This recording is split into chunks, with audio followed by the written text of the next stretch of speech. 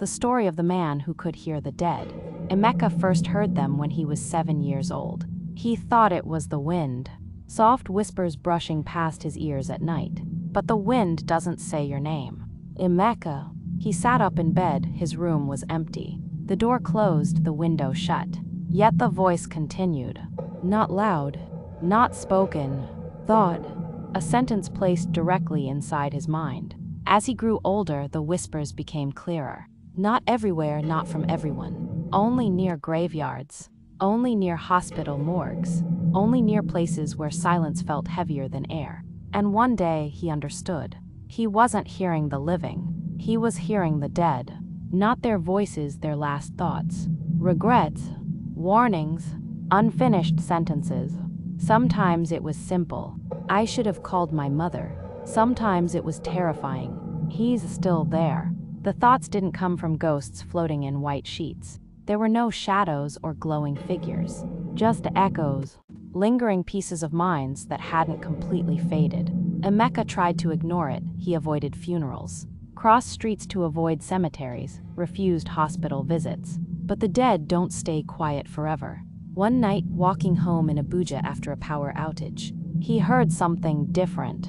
Not a whisper, a scream. Don't go home. He froze. The thought didn't feel old. It felt fresh, urgent, panicked. It repeated again and again inside his skull. Don't go home. He turned around, and that's when he saw the smoke rising in the distance. His apartment building was on fire. He never made it inside, and he never forgot the feeling of that voice. It wasn't a leftover thought. It was someone who had just died. Someone inside that building. Someone who realized too late. After that night, Emeka stopped running from the whispers. He began listening carefully. The dead were not trying to haunt him. They were trying to finish what they couldn't. A warning, a confession, a name.